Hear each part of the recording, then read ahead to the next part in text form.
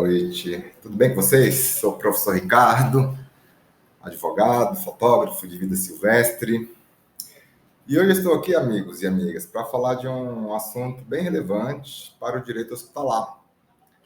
Um assunto que, enfim, veio ganhando, né, aí uma relevância nos últimos tempos, né, a importância da advocacia consultiva relacionada com o direito hospitalar. Vale lembrar que muitos casos que envolvem, questões médicas, hospitalares, direito médico, muitos casos são resolvidos, na via judicial, que já é a via litigiosa. E essa talvez seja a grande consequência de não haver um fortalecimento da advocacia consultiva. A advocacia consultiva é justamente no sentido de prevenir, de evitar que danos, relacionados a pacientes, as pessoas que estão envolvidas diretamente no tratamento de outras, possam vir a responder, um processo judicial, criminal, diante dos acontecimentos. Mas antes eu quero deixar claro para você não deixar de curtir o meu vídeo, compartilhe, converse com seus amigos. É muito importante que você dê a sua contribuição, dê o seu retorno, para que eu possa fazer vídeos mais interessantes, cada vez mais. O meu site é www.direitohospitalar.com.br. Eu falo de Brasília. Eu sou um homem negro, Estou sentado aqui na minha cadeira, estou usando uma blusa branca com a gravata preta. E no meu fundo há uma parede branca, com o símbolo da justiça. Então, você que tem algum problema de visão, que não consegue enxergar o vídeo, você vai conseguir imaginar, a realidade, onde eu estou, para que você possa acompanhar o vídeo com muito carinho, e também tentar aprender. Bom, como eu falei, a advocacia hospitalar, o direito hospitalar, ele busca justamente incentivar hospitais, clínicas, no sentido de trabalhar com os profissionais envolvidos na saúde para que se previnam, danos oriundos do tratamento, danos oriundos de uma relação médico-hospitalar. E aqui eu vou compartilhar o vídeo, tá? Eu vou compartilhar aqui alguns slides que eu fiz, justamente para que a gente possa entender melhor a importância, o alcance da advocacia hospitalar, do direito consultivo, na prevenção, e na preparação. Eu penso que o grande objetivo da advocacia consultiva é conscientizar os profissionais envolvidos na saúde de que, ao evitar um dano, está se evitando uma série de problemas, uma série de problemas vinculados aos médicos, aos pacientes, tá bom? E aí eu preparei aqui alguns slides que deixam bem clara a diferença entre a advocacia consultiva, e a advocacia litigiosa. Bom, a primeira grande diferença está em relação ao valor, ao preço dos honorários. É muito mais barato você ter um advogado, que preste a consultoria, que preste um assessoramento ali no sentido de implementar boas práticas, do que você ter que ir para o litigioso, onde o gasto, onde o valor que o médico do hospital terá que gastar na defesa do seu médico, na defesa, dos seus interesses, um valor muito maior. Então, a primeira grande diferença é essa aqui, o valor dos honorários, tá? Na litigiosa, como eu falei, há a incidência de custas e de honorários. E também honorários periciais. Então, em muitas situações, a pessoa que está envolvida em algum tipo de dano médico, algum erro, ela terá que arcar também com as custas da perícia. Na advocacia consultiva, não. Os honorários, eles são pré-estabelecidos, o advogado ele irá trabalhar no sentido de prevenir, conscientizar a clínicos, médicos, no sentido de prevenção de danos. É muito melhor, tá? Bom, a segunda grande diferença está relacionada ao tempo de demora, né, das duas formas de advocacia. Uma advocacia consultiva ela é muito mais rápida, né, ela é muito mais célere, né?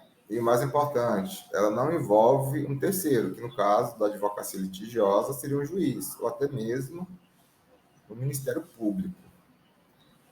Então, é muito mais interessante para as partes, né, sentarem em torno de uma mesa, conversarem, né, promover ali um disclaimer, promover ali uma mediação, do que você colocar o problema para um terceiro, né, para um juiz, que em muitas situações irá necessitar de um auxiliar técnico, um perito, um outro médico, para promover, para gerar o conhecimento daquela situação. Tá? Então, é muito mais rápido. Né? A advocacia litigiosa ela demora em média de 3 a 5 anos, ou até mais. Tá bom? Bom, a terceira grande diferença é relacionada à satisfação das partes. Né? Numa mediação, num processo de entendimento, todas as partes ganham. Né? Elas cedem um pouco, elas, né, abrem mão de algum ponto, de algum benefício, mas ela sai ganhando. Né? Ela sai ali satisfeita. Diferente da advocacia litigiosa, né? Onde a sentença ela vai privilegiar uma parte e a parte que perdeu ela terá que recorrer. Então a demora, né, ela está envolvida muito mais até pela questão do recurso, né, que a parte que perdeu terá que impetrar para tentar rever, tentar ali fazer o seu ponto de vista valer. E o último ponto, né, que eu coloquei aqui é a autonomia. Eu penso que esse também seja um dos pontos mais relevantes da advocacia consultiva. Ela favorece a autonomia, né, de médicos, pacientes, enfermeiros, auxiliares técnicos. Todos podem participar, sem exceção. Todos podem deixar ali a sua marca, a sua presença, a sua visão. E isso é muito importante, porque a partir do momento que você se faz sentir, se faz ouvir, o seu engajamento, ele é muito maior, tá? Ele é muito melhor. Então, assim, né, a grosso modo, essas seriam as principais diferenças entre a advocacia consultiva e litigiosa. E o meu escritório ele está preparado, ele está voltado para justamente implementar a advocacia consultiva, né?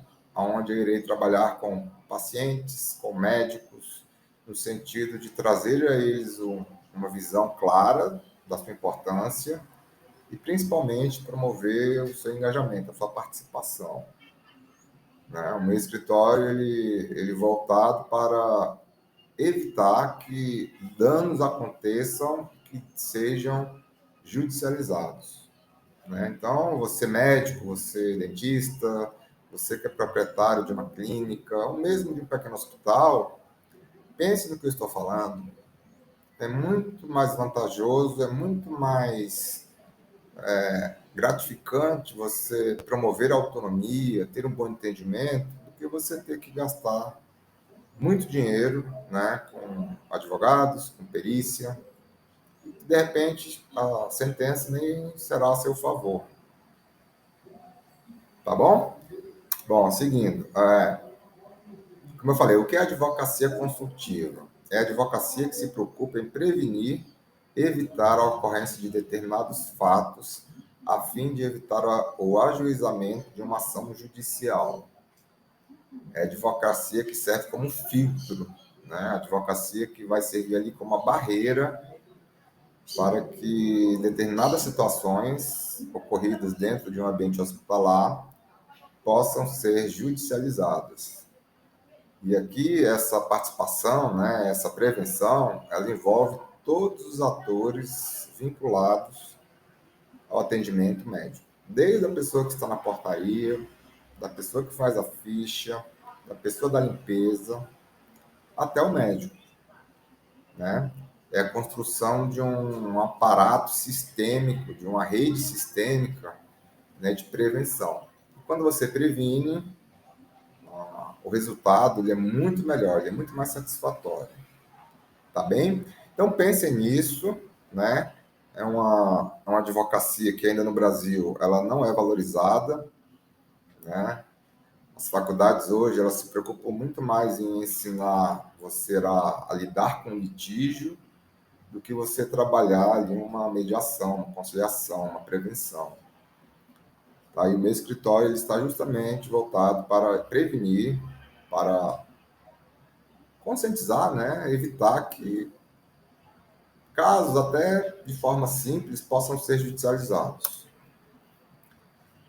Bom, como eu falei, né, o melhor modelo para a advocacia, para o direito hospitalar, é a advocacia consultiva. Né? E aí a gente vai entrar num ponto muito importante. Por quê? Porque a consultiva é a mais indicada. Porque, meus amigos, minhas amigas, a partir do momento em que um dano, né, se consuma dentro do hospital, um erro, uma queda, a fuga do paciente, né, um remédio que não foi dado ali na forma correta, o dano, em muitas situações, chega a ser irreparável. Né? É irreparável. Ou quando o dano não é um dano morte, a pessoa ela vai ter que suportar todas as consequências de um erro que poderia ter sido evitado, de um erro que poderia ter sido ali prevenido. Né? E em muitos casos, como acontece, né, a morte é a consequência mais imediata. E aí, remediar a morte não tem como. Né? Por mais que uma reparação civil, né, ali ela pague um determinado valor, as pessoas ali, aos familiares, não, não traz de volta a pessoa que morreu. Então, a melhor forma é prevenir. A melhor forma é você evitar certos danos, porque todos saem ganhando. Tá bom? Continuando, como implantar uma advocacia consultiva em um hospital ou clínica? Bom, aqui nós vamos agora entrar num outro aspecto da advocacia, do direito hospitalar, que é o aspecto teórico, né? Como é que eu implanto, Ricardo? Como é que eu coloco isso em prática na minha clínica? Como é que eu coloco isso em prática no meu hospital?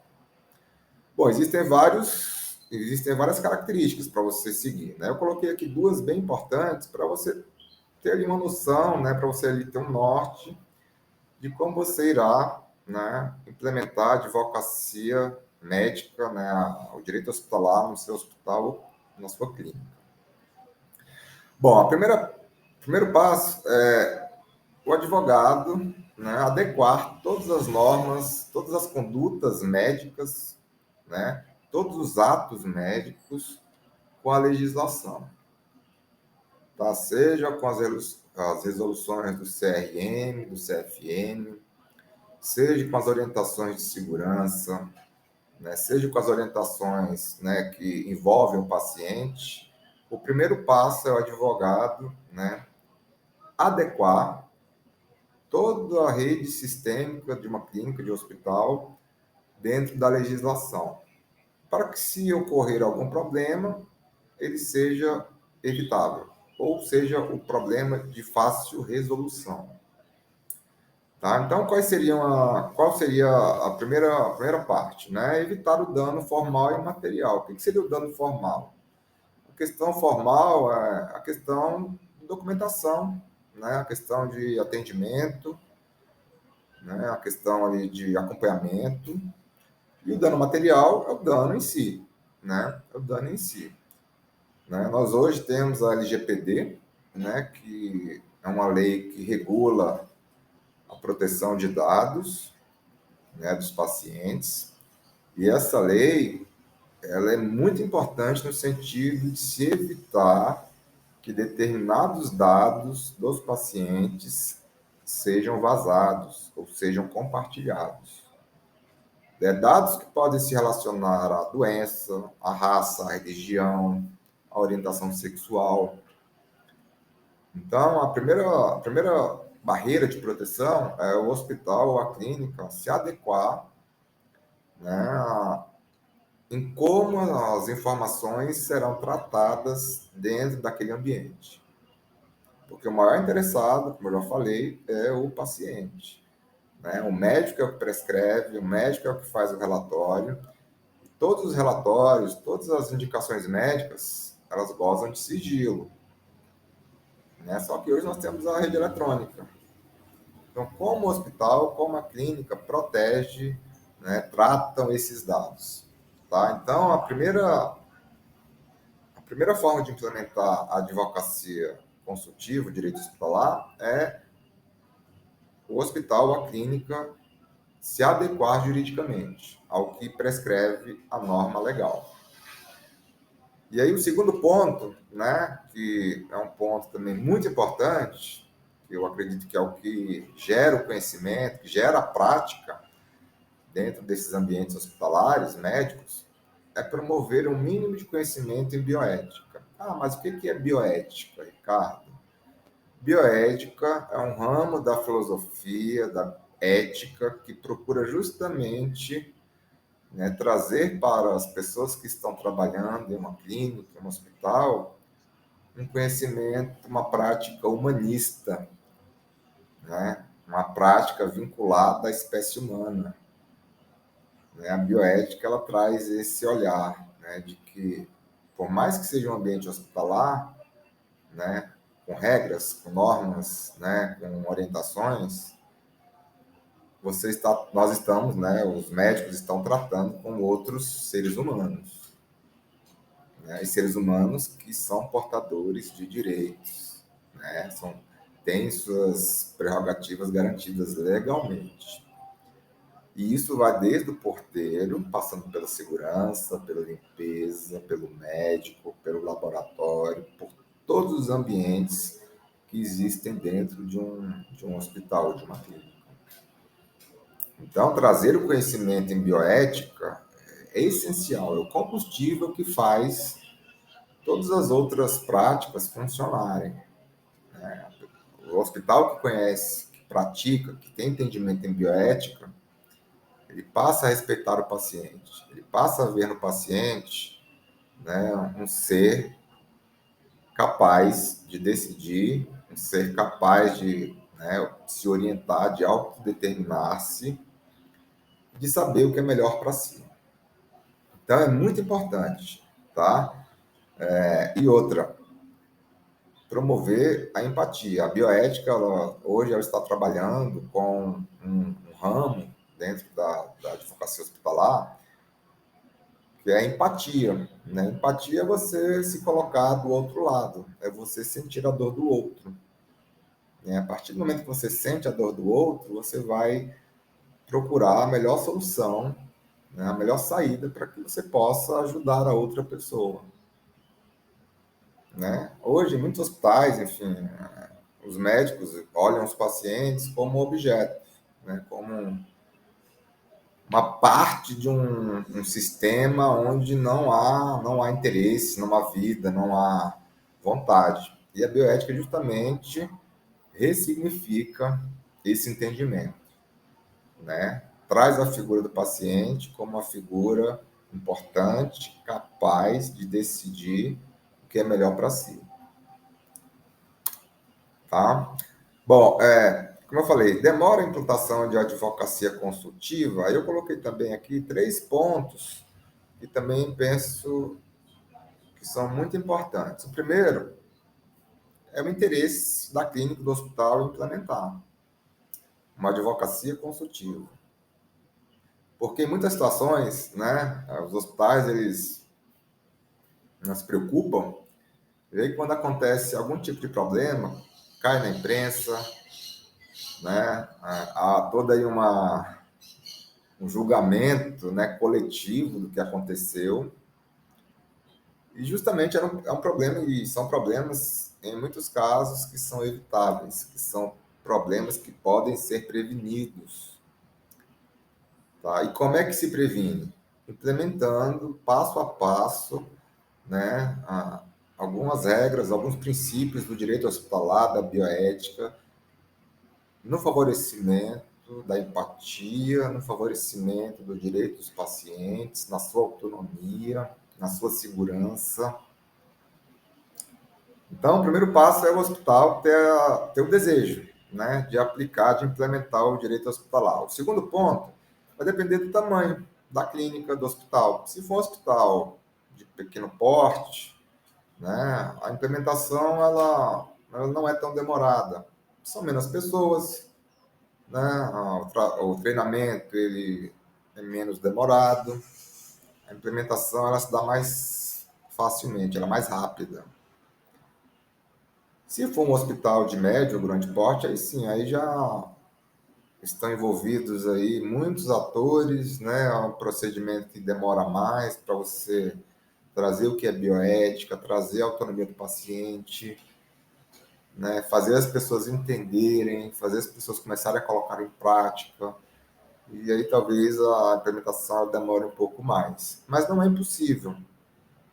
E aí, quando se coloca na balança, né, os resultados de uma advocacia consultiva, né, para uma advocacia litigiosa, né, a diferença é gigantesca, porque a advocacia consultiva ela evita problema, principalmente para o paciente, que é o que suporta todo tipo de erro. Evita dano ao paciente que suporta, né, ali as consequências de um tratamento mal realizado, de um tratamento mal feito. Evita, tá? Então, pode variar um pouco, pode variar menos, pode variar mais,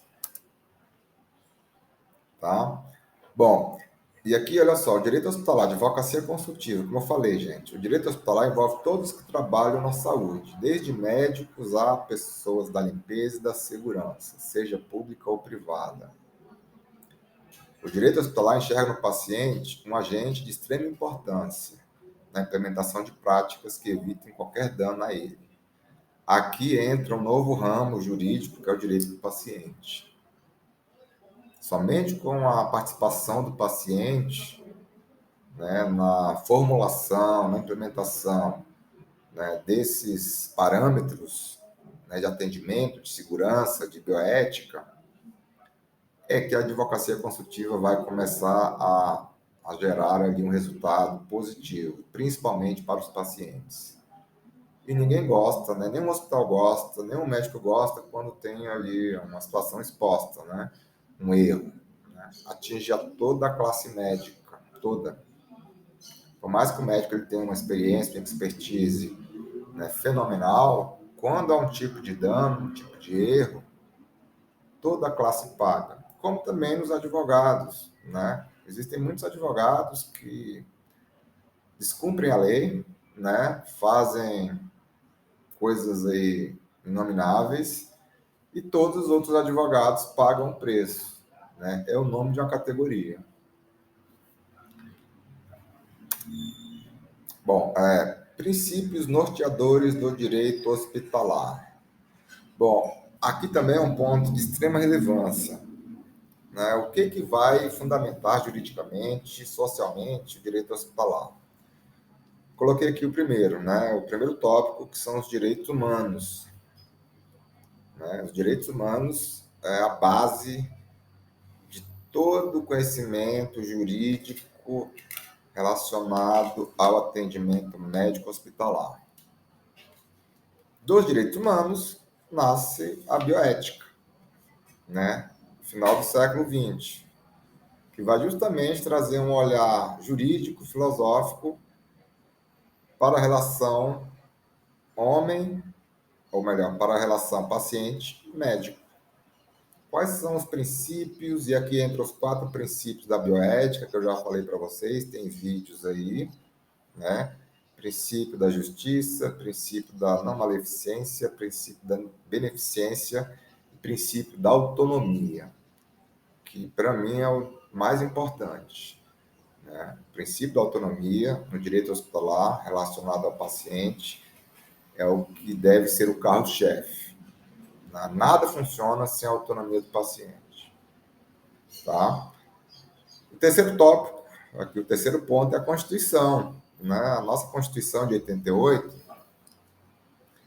ela volta no tópico 1, né? Ela privilegia aí a aplicação dos direitos humanos, né? Nós somos seres humanos, somos portadores de determinadas prerrogativas que somente nós, seres humanos, temos. E a Constituição de 88, ela também, né, orientou, né, o aplicador do direito, né, o operador do direito, no sentido de sempre se tratar qualquer determinado fato, qualquer situação, sob a ótica dos direitos humanos. Tá? E o quarto ponto, né, direito dos pacientes. E como eu falei, né, um ramo aí que está em franca expansão, é um ramo que hoje ele está ganhando relevância, né, nos meios hospitalares e também nos meios jurídicos. Né? Qual é o papel do paciente dentro de um ambiente hospitalar? É um mero objeto? É um mero ser? É um mero operador? Qual é a função do paciente na relação que ele tem com os profissionais de saúde? Então, o direito hospitalar, a advocacia consultiva, ela busca justamente, né, se orientar por esses quatro grandes princípios, tá? Bom, é apenas um recorte, né? Apenas um recorte aí do que é hoje o direito hospitalar, da importância da advocacia consultiva, né? O Brasil ainda está caminhando, engateando, né? Vou colocar aqui a palavra certa, na aplicação dos direitos dos pacientes, mas já é o início, né? Já é o início. E o início importante, principalmente para fortalecer o direito hospitalar. Se nós imaginarmos aqui um elo, né? Um elo com várias, vários engajamentos, nós vamos perceber que o paciente é o elo mais fraco dentro de uma relação hospitalar. E ele é o que precisa de mais atenção, porque ele está ali por uma necessidade, por uma vulnerabilidade. Então, a partir do momento que se fortalece esse elo, né, de ligação entre paciente, médico, né, a própria estrutura hospitalar, o favorecimento dos direitos humanos é consequência, tá? Assim, é quase que de imediato, tá? Então, meus amigos, minhas amigas, fica aí a dica, tá? Se você é dono de um hospital, de uma clínica, né? Se você tem interesse em implementar isso que eu acabei de falar, né, me procure, que eu estou à disposição para te ajudar a encontrar um caminho, um meio para que você possa, né, aplicar isso e, principalmente, gerar um enriquecimento não financeiro, gerar um enriquecimento pessoal, né, um enriquecimento ali psíquico, né, um enriquecimento, né, humano. Né? E também vem o enriquecimento financeiro, porque a partir do momento que você tem um gasto X com direito hospitalar, com advocacia consultiva, e um gasto Y como direito litigioso, vocês irão perceber a grande diferença, né, em termos financeiros, em termos econômicos. A advocacia hospitalar, ela é uma advocacia muito mais rentável para todos, tá, do que a advocacia litigiosa. Então, eu vou deixar aqui o meu abraço, né? Meu site é www.direitohospitalar.com.br. Eu falo de Brasília, né? Estou aqui à disposição. Fiquem à vontade para comentar. Compartilhem o vídeo, né? Vejam o que eu falei. Se quiser deixar algum comentário, será importante, porque é a partir daí que